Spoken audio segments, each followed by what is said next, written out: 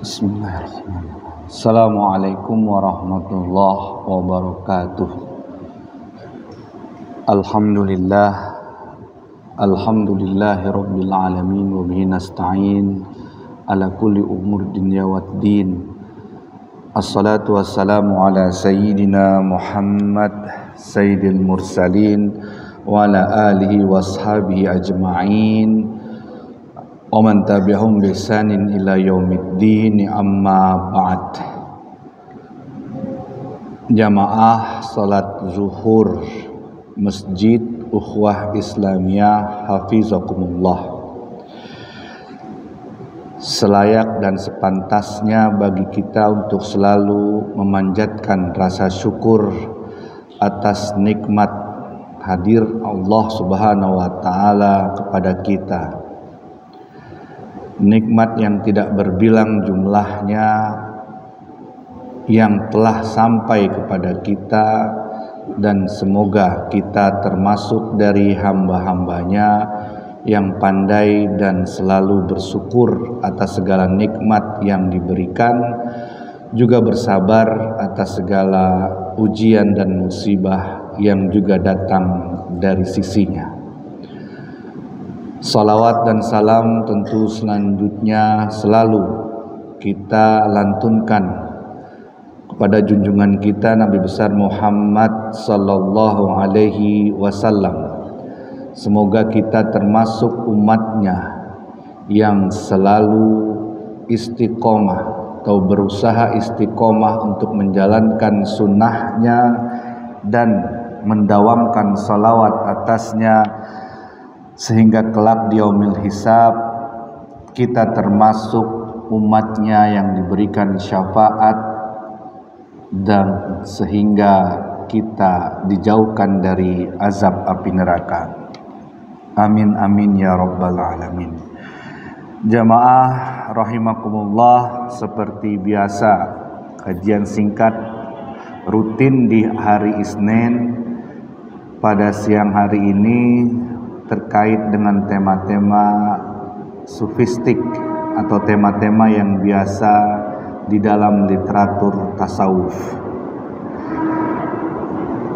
Di dalam surat Az-Zariyat ayat 56 Allah Subhanahu wa taala berfirman,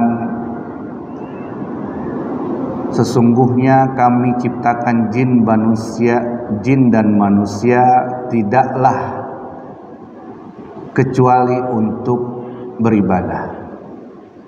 Wa ma khalaqtul jinna wal insa illa liya'budun. Tidak aku ciptakan jin manusia kecuali hanya untuk beribadah kepadaku. Dalam beberapa tafsir disebutkan bahwa kata liya'budun ini, atau sebut saja Ibnu Abbas menafsirkan liya'buduni adalah selain yang kita kenal atau kita ketahui tadi untuk beribadah kepadaku, tapi Ibnu Abbas menafsirkannya dengan supaya mereka mengenaliku, liya'rifuni, supaya jin dan manusia tadi mengenaliku. Jadi kata supaya mereka beribadah kepadaku ditafsirkan juga oleh sebagian mufasir supaya mereka mengenaliku. Selaras dengan ayat tersebut, ada hadis di kalangan para sufi yang sangat populer yang beberapa ulama juga menyebutkan belum tentu kesahihannya. Paling tidak makna dari hadis yang disebutkan oleh kalangan sufi ini atau disebutkan sebagai hadis qudsi, maknanya selaras dengan tidak aku ciptakan manusia dan jin kecuali untuk beribadah kepadaku atau untuk supaya mereka mengenaliku. Hadis qudsi ini berbunyi, kuntu kanzan makhfiyan fa uridu an u'rafa fa uhibbu an u'rafa fa'rifuni.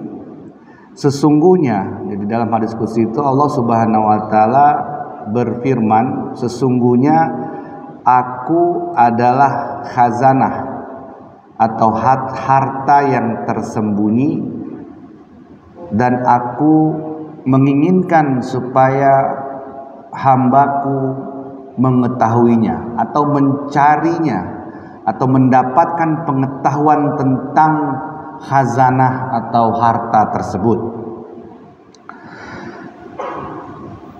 Jamaah rahimakumullah, jadi makna dari hadis yang disebutkan atau yang sangat populer di kalangan para sufi tadi, bahwasanya Allah Subhanahu wa taala berfirman, aku adalah perbendarahan atau khazanah yang tersembunyi, maka aku menginginkan supaya untuk diketahui, maka ketahuilah, carilah. Lalu bagaimana mengetahui atau mencari pengetahuan untuk mengenal Allah Subhanahu wa taala? Karena kalau kita selaraskan dengan surat Az-Zariyat ayat 56 tadi, bahwasanya manusia dan jin tidak diciptakan untuk kecuali untuk mengenaliku. Kalau kita mengambil tafsir dari Ibnu Abbas yang tidak mengartikan atau yang mengartikan liya'buduni tadi, untuk beribadah kepadaku dengan mengenaliku. Di samping itu ada juga hadis yang juga sangat populer di kalangan para sufi, barang siapa yang mengenali dirinya maka dia telah mengenal Tuhannya. Ada sebuah cerita tentang dialog Nabi Musa kepada Tuhan, bahwasanya Allah Subhanahu wa taala saat itu ditanya oleh Nabi Musa, wahai Tuhan, Engkau yang maha mengetahui dan maha kuasa, dengan maha pengetahuan dan maha kuasamu itu, lalu Engkau menciptakan makhluk dan menghancurkan mereka semua. Engkau ciptakan lalu Engkau juga menghancurkannya. Engkau menciptakan makhluk di atas muka bumi ini, baik laki-laki, perempuan, kemudian bila hewan jantan, betina, yang menarik sekali, atau banyak yang membuat ciptaanmu itu sangat terkagum-kagum, tetapi akhirnya Engkau juga akan memusnahkannya. Kenapa? Seperti yang kita ketahui, Nabi Musa adalah nabi yang memiliki akses untuk bermunajat langsung kepada Allah Subhanahu wa taala. Pertanyaan Nabi Musa tadi kemudian ditanggapi oleh Allah Subhanahu wa taala. Wahai Musa, aku mengerti tentang pertanyaan engkau bukanlah karena engkau ingin menyangkal atau karena engkau tidak mengetahui atas jawaban dari pertanyaanmu itu. Pertanyaan itu muncul justru dari pengetahuanmu.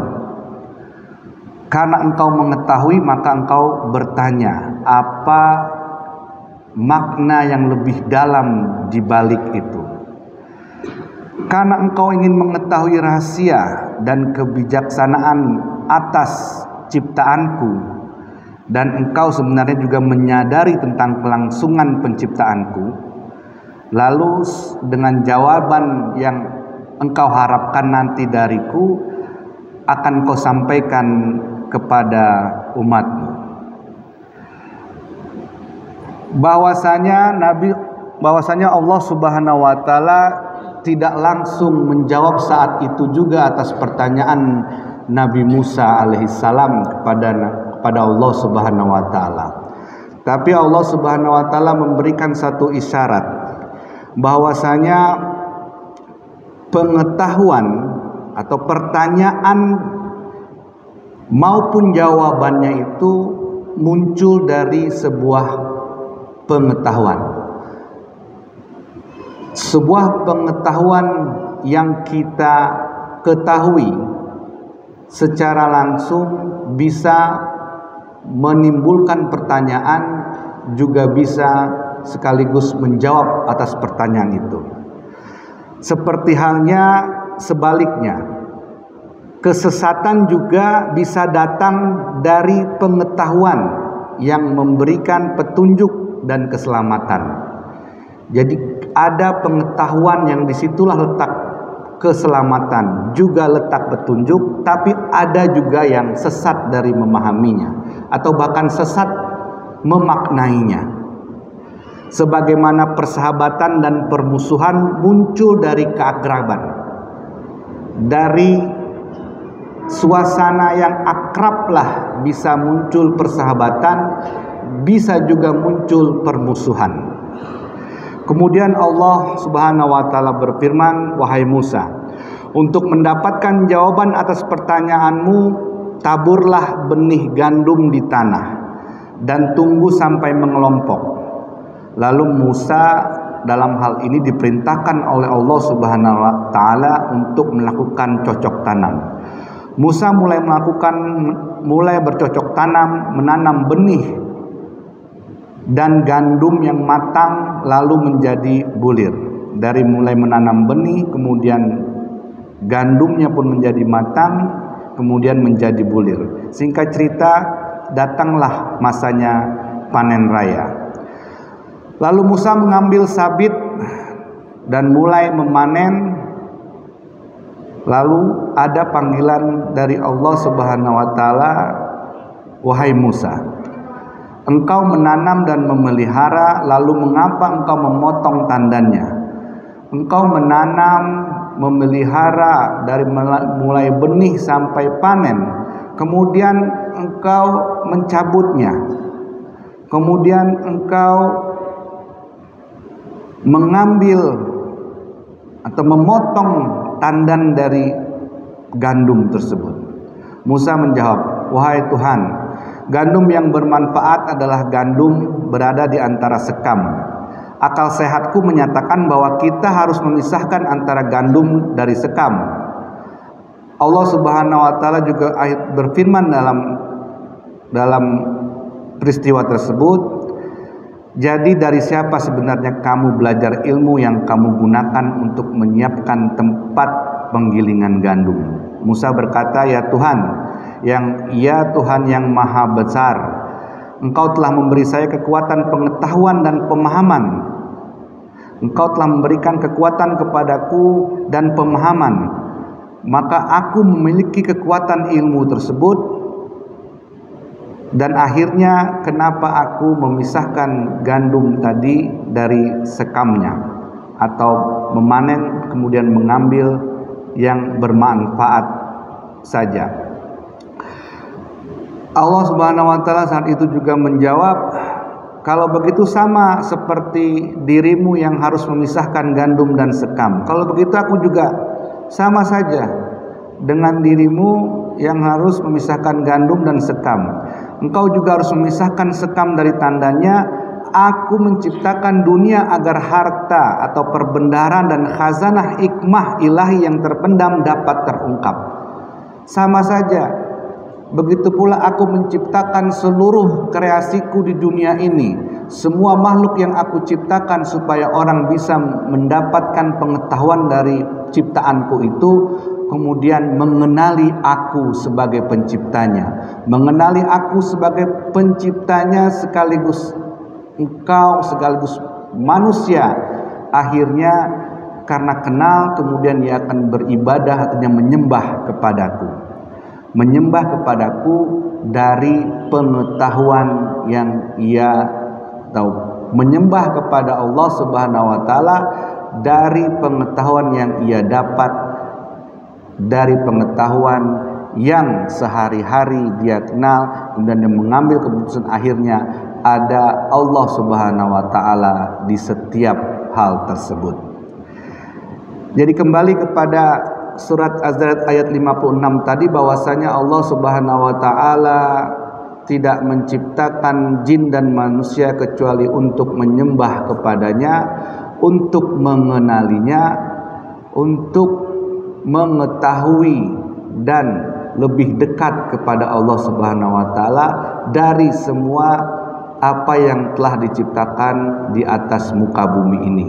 Kita dituntut untuk mengetahui dari setiap fenomena, dari setiap peristiwa, dari setiap hal yang kita ketahui, sehingga ibadah yang kita lakukan itu atas dasar perkenalan, atas dasar kenalnya kita, atas dasar ketahui, atas dasar kesadaran dan pengetahuan kita atas Allah Subhanahu wa taala. Disitulah perintah bagi kita untuk mengetahui segala ibadah yang kita lakukan. Apa jadinya kalau kita tidak paham sama sekali atas ibadah yang kita lakukan? Kita tidak paham sama sekali, bahkan tidak mengerti atas apa atau ibadah, atau semua ibadah-ibadah yang diperintahkan ataupun disunahkan kepada kita untuk lakukan, tapi kita tidak mengetahui apa sebenarnya. Padahal kalau kita ketahui, disitulah kita akan mengenal lebih dekat kepada Allah Subhanahu wa taala, karena sesungguhnya bahwasanya selaras dengan apa hadis qudsi yang menurut kalangan sufi tadi, aku adalah Allah Subhanahu wa taala berfirman bahwa aku adalah perbendaharaan atau harta yang tersembunyi, maka kenalilah aku karena aku ingin kalian mengenaliku. Oleh karena itu wujud kita sebagai manusia ini juga semangatnya adalah supaya kita mengetahui hakikat atas penciptaan diri kita. Kita mengetahui hakikat penciptaan atas diri kita, sehingga kita mengenali siapa yang menciptakan diri kita. Di setiap ibadah yang kita lakukan, kita mengenal makna dan kepada siapa dan untuk siapa ibadah tersebut kita lakukan. Jamaah rahimakumullah, semangat dari perintah itu bahwasanya segala ibadah yang dilakukan itu harus didasari atas ilmu pengetahuan. Jadi beragama pun kita harus berdasarkan ilmu pengetahuan. Semakin kita mengetahui, semakin dekat kita kepada Sang Pencipta. Karena sesungguhnya sesuai yang Allah firmankan di surat Az-Zariyat 56 bahwa manusia dan jin tidak diciptakan sesungguhnya hanya untuk mengenali Allah Subhanahu wa taala, hanya untuk menyembah pada Allah Subhanahu wa taala. Sebagaimana cerita dialog atau komunikasi antara Nabi Musa bersama Tuhan yang telah saya sampaikan tadi, bahwa pengetahuan itu muncul dari pengetahuan kita, pengenalan diri kita, pengenalan yang kita usahakan, mengenalkan segala sesuatu atas hikmah itu juga muncul dari yang kita lakukan. Sebagaimana halnya setiap pertanyaan dan jawaban yang disampaikan oleh Nabi Musa tersebut justru didapatkan dari peristiwa sehari-hari yang kita kadang tidak sadari. Sebagaimana Nabi Musa, dia mengetahui bahwasanya akalnya menyebutkan bahwa benih yang dia tanam kemudian dia pelihara sampai akhirnya panen, kenapa harus dipotong bahkan dipisahkan antara gandum dan sekamnya? Karena dari akalnya, dari logika, dari pengetahuan yang ia miliki harus melakukan hal tersebut. Jamaah rahimakumullah, jadi marilah sama-sama kita sebagai hamba Allah Subhanahu wa taala untuk terus memaknai segala peristiwa, fenomena yang kita alami, dan semua ciptaan yang diciptakan oleh Allah Subhanahu wa taala di atas muka bumi ini, itu sebenarnya bisa membuat kita lebih dekat kepada Allah Subhanahu wa taala, karena kita mengenalnya justru melalui ciptaan. Begitu juga diri kita, jangan sampai kita sebagai ciptaan Allah Subhanahu wa taala justru wujud kita menjadi tabir penghalang menjadi tabir dan penghalang mendekatnya atau dekatnya kita kepada Allah Subhanahu wa taala. Justru wujud inilah yang menjadi wasilah untuk kita selalu dekat kepada Allah Subhanahu wa taala. Jamaah rahimakumullah, semoga Allah Subhanahu wa taala memantapkan diri kita untuk selalu menjadi hamba-hambanya yang berpengetahuan dalam segala peristiwa dan sadar bahwasanya apa yang diciptakan atau bahkan kita sebagai ciptaannya pun untuk selalu dekat pada Allah Subhanahu wa taala melalui ibadah. Jadi sesungguhnya kita diciptakan untuk beribadah kepadanya. Jadi wujud cinta Allah kepada ciptaannya, kepada manusia adalah cinta pertama. Artinya Allah yang lebih dulu memulai cinta itu karena dia menciptakan manusia dan jin supaya kita mencintainya. Jadi cinta kita kepada Allah Subhanahu wa taala justru respon dari wujud cinta pertama. Allah Subhanahu wa taala menciptakan manusia, menciptakan jin, menciptakan semua makhluk untuk menyembah kepadanya, untuk mencintainya, untuk mengenalinya, dan untuk kita supaya lebih kenal lagi, lebih akrab dan lebih dekat lagi dengan Allah Subhanahu wa taala. Demikianlah kajian singkat makna atau kajian sofistik pada siang hari ini, semoga bermanfaat bagi diri saya sendiri juga jamaah sekalian. Hadanallahu wa iyyakum ajmain, wallahu muwaffiq ila aqwamit thoriq. Assalamualaikum warahmatullahi wabarakatuh.